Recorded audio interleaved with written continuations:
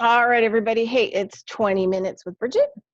And yay, I'm finally doing a 20 minutes with Bridgette video. Hey, I'm also, once this is on Patreon, look in the conversation box under the video, and then I'll put 2 videos in there of my harvesting days that I put on my YouTube channel to go along with this video. So this is kind of like a how-to. Summers, I get really busy, and fall, with all the herbalism and kind of, even though I'm kind of living in a city, I still, try to do that farming work.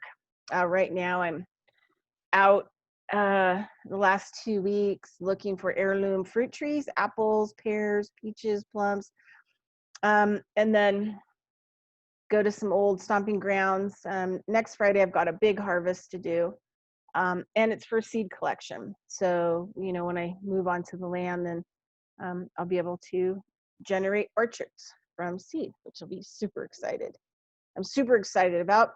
Yeah, so right now I'm collecting a lot of fruit, and I'm gleaning out the seeds and getting them clean, and drying them and packaging them and getting them sorted, and all this other stuff. So I'm going to be super busy. So yeah, okay, so anyway, look at the other 2 videos that'll kind of like talk about the plant collection, but this is about the salve oil, skin salve oil that would be good for anything.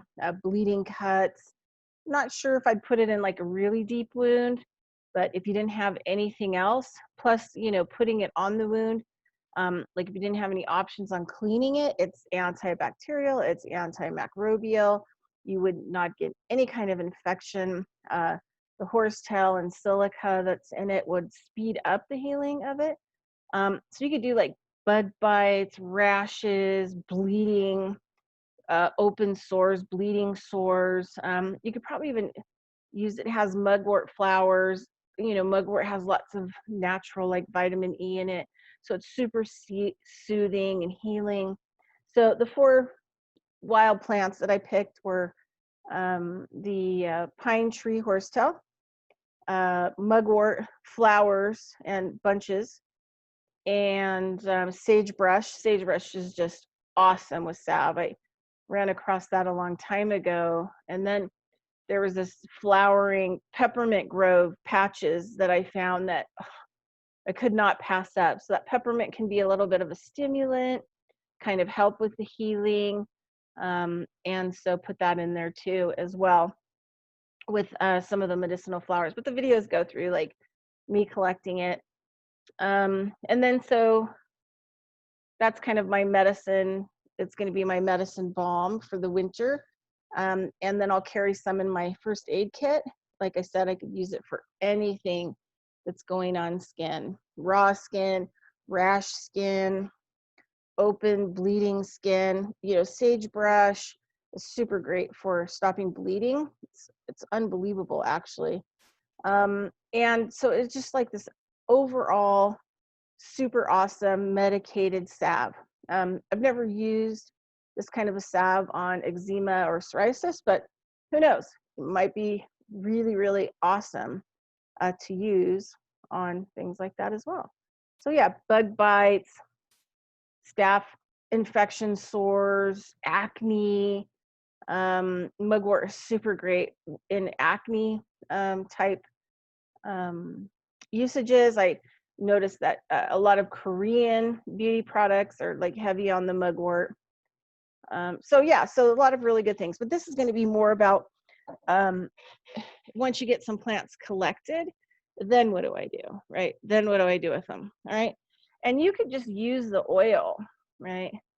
You could just use the oil, dip your finger in it, put it in a little jar and carry it around. You don't have to go through, getting the beeswax with it and then making it a little bit harder. But I have some really good beeswax that I got from a farm last summer that has propolis. I mean, sometimes you get the beeswax and they have already filtered everything out of it. And this beeswax still had propolis and lots of other beautiful things. So it's just like this major, another, compounding of medicines. So I've got these plants, I've got the oil that I'm using, And then I have this incredible beeswax that is like going to compound the healing effects of it, right? So the first thing, you know, I'm picky about oils. If I'm going to cook my plant oils, and sometimes if I get powders, like I'm doing powder type stuff. So say for I get some Ayurvedic herbs and it's powdered, or making salves or different kinds of things. I'm probably going to use a really good like raw coconut oil in that, and then put it in a crock pot in the jars and just keep it low, low, low. And this, gently cook it for 3 days. But if I'm just doing a raw, because coconut oil, it doesn't have to be that cold before it hardens up. So in just a regular on the shelf oil that I'm making, which it just depends. If I have powders and dried herbs and things like that, I'm definitely going to have to cook kind of the medicine out of it into the coconut oil. And then I'll use a really beautiful olive oil. I want one that's like as organic as possible, hand pressed, if possible, cold pressed. I want the olive oil to be beautiful because I'm putting medicine in it, right? So last winter, Bargain Market had a ton of this really beautiful, I don't know if you could see that, really beautiful olive oil. And it was even more beautiful and luxurious, once I poured it out. But it's so green and so beautifully pressed and everything that the oil is very green like the olives. So super good stuff. So, going to have some of that. Whatever jar that you're going to use, I used a huge jar because I'm going to be making a lot of salve, because I have people that want some. So, I want to make sure and have enough to sell. Kind of helps me with, all the products I have to buy. Especially if you're buying high quality, it can get kind of spendy. So other kind of idea is that if, say, this is the size of oil you're going to make for your salve or just a medicinal oil, you're going to want to cut, 2 piles of the size of the jar minimally, maybe like 2.5 piles. Because by the time you take the stems and everything out and chop it, it's going to fill 1 jar. Okay. Then it's going to fill it probably like to about there. And that's where you want it. You want a couple inches of oil, above it. So that's kind of like, just some ideas. And, there are all kinds of plants everywhere. So let's go to the photos. Let's see if I want to, let's see. All right. I have to figure out how to screen share some photos. So let me go to pictures. All right, so probably the first thing I just kind of want to show you. Let me do this.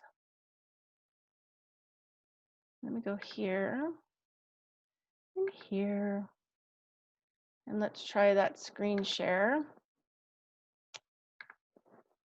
All right.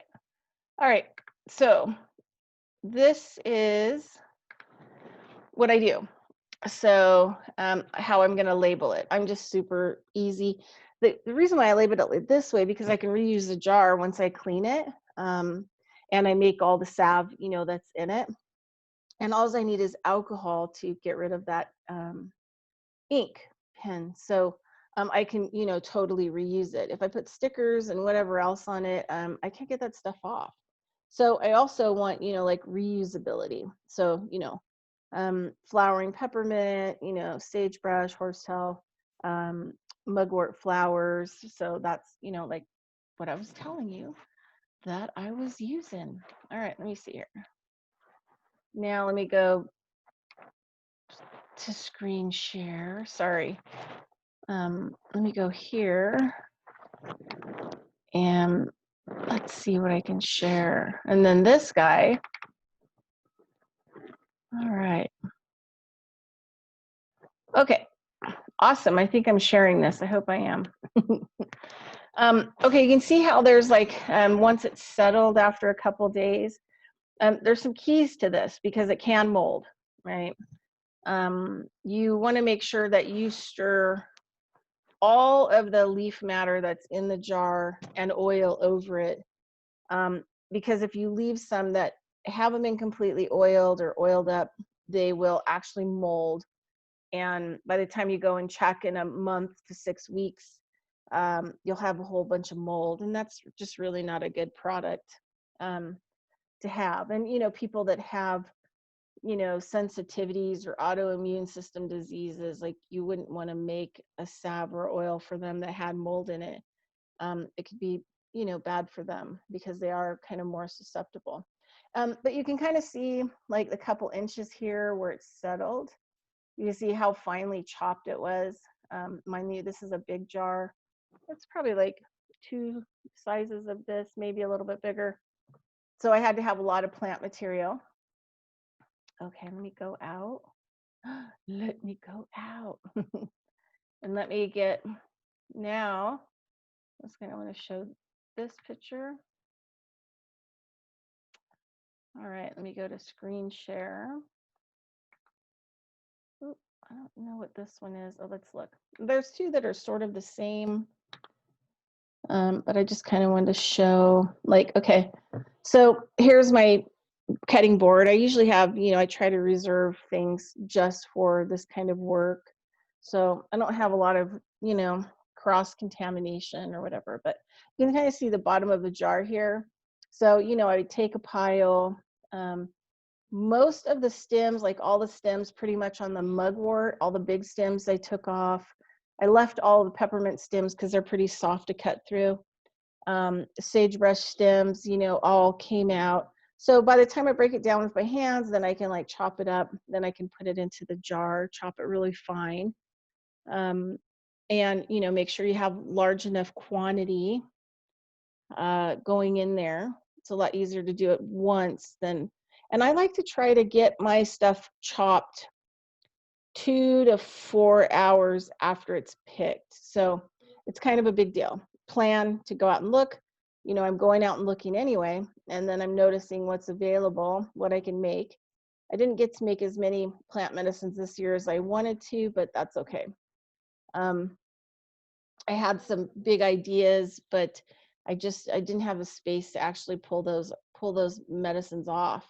I was going to make fermented antibiotic drinks. So not only would they be fermented and probiotic, and they also would have, kefir in them on the end, but they also would have a lot of medicinal plants in them as well. And then I was going to be using, fruits to enhance the whole process. But hopefully next year I'll be able to do that.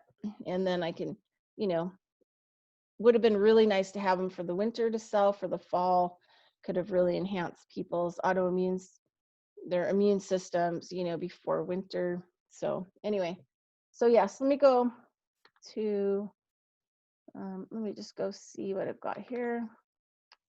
And then this shows kind of like the bigger pile that I was working with. I was working with on the side. So yeah, so this is was a huge pile. So as I was pulling the plants off and then cleaning, all the hard material out, and then you can see how it just started to fill. And then, just destem all this stuff and then put it here and chop it. And it takes quite a bit of time actually. Yeah, so takes, a lot of time. Yeah, so let me go here. Oh, maybe you're not seeing that, huh? Maybe you're not seeing that one. Hold on a second. I have to figure out what's going on here. Let's go here. All right. Oh yeah, so you're probably seeing this guy. Okay. It's hard to tell sometimes. All right, so there you go.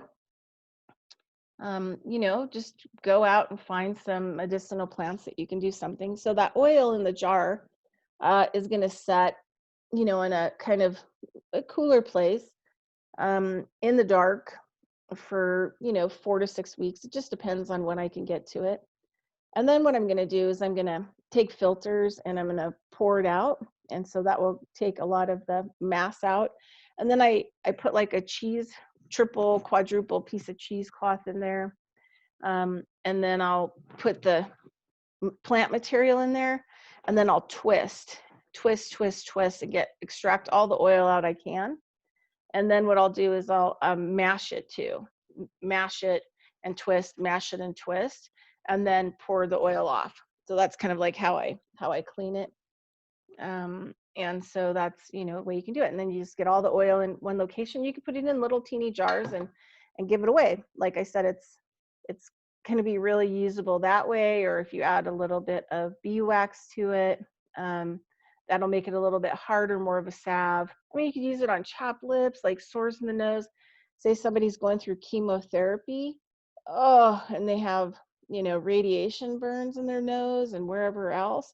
Could be a really good salve for hemorrhoids, just anything that the skin needs medicinally, right? And there's not enough, I didn't put enough peppermint in it that it would, you know, burn the hidden parts, you know, like sometimes you'll put too much peppermint in the bathtub and you're like, ooh, your bungholios, you know, is kind of on fire. So I didn't put that many peppermint plants in there that would happen. It would just be a soothing additive. So, all right, everybody.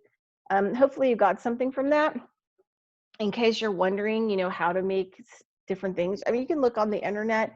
Don't believe every herbalist that you read. A lot of these newer herbalists are writing books where they're copy pasting information from each other. They actually haven't done the work. They aren't actually certified herbalists. They haven't actually studied with people. So don't believe everything you hear about it, but you know, medicinal oils are super great. And one of the things I really fell in love with last summer was medicated oils that they make in Ayurvedic medicine. So you can get like different powdered types of, like for example, there was this really great one we made, and they use coconut oil, but I probably, if I was going to make it, I'd make it the traditional way with ghee or coconut oil long term in the crock pot, right? Slow cooking. I mean, they boiled it pretty hardcore in a pan to cook it down. And I think that I would have handled it just a lot different. I like my stuff to stay kind of a little bit more raw and pure. But the oil that came out of it was for inflammation, mostly like in your eyes, your ears for like infection and stuff like that, and for in your nose and sinuses. And it was amazing because I have a friend of mine who has really bad nasal passages. And because, you know, he was a boy and he had like a cleft palate kind of deal. And he had was deaf and he had lots of problems, you know, with a lot of those areas. And so they like went in and scraped all that stuff and shot radiation and tortured him basically. So he has a lot of problems with his sinuses. So I gave him some of that and he put drops in his nose and let it go all the way down. And what he found was that it was actually taking off all of this like old infection and hardened stuff in his sinus cavities in a really gentle, beautiful way. You know, kind of where the neti pot doesn't get, kind of a thing. So, and it had like turmeric and ashwagandha. I forget, it had like 3 different herbs in it that were kind of more on the, you know, Ayurvedic side. So yeah, so you can do things, you know, with lots of oils. You can make them for the ear, for medicinal purposes. And you just got to go out and look. Just got to go out and work with ones that aren't super dangerous and don't need a lot of, you know, big education, and just, you know, start working with something, right? So yeah. And also, you know, the other thing too is you can make beautiful oils, you know, without having to go through trying to learn how to make essential oils and extracting the oil out, you can actually put them in beautiful oils, you know, beautiful flowers that smell really well, chop them up, chop that herb up with rosemary, and they're less dangerous that way, because, you know, you're not extracting so much oil from the plant that would make it highly dangerous. So, and you can go back and look at my videos that talk about essential oil lyes, because they can be very hazardous to your health, you know, if you use them improperly, because they're too potent and too strong for the kidneys and liver. So, but you could make a beautiful oil blend that you could actually, you know, put on your face every day, by, you know, harvesting some beautiful herbs and chopping them and putting them in oil for 4 to 8 weeks, and then, you know, taking them out. Say you have like some kind of circulation problem, you could do some rosemary, find some beautiful rosemary, chop it up really fine, make a nice little oil, and then, you know, clean all the oil up and then save it in a jar out of sunlight, and then, you know, put it on your hands and your feet every day, you know, to help with circulation issues, right? So, yeah, so it's all good. Just try it. You might like it. All right, everybody, 20 minutes with Bridgette. Hopefully I'll be doing more videos come fall. Like I said, I'm just, you know, summer and fall, I've got double things going on. I'm trying to collect fruit and seeds and herbs and making products and, you know, getting ready for winter. So kind of a thing. All right, everybody, have a great day. We'll talk to you soon. Bye-bye.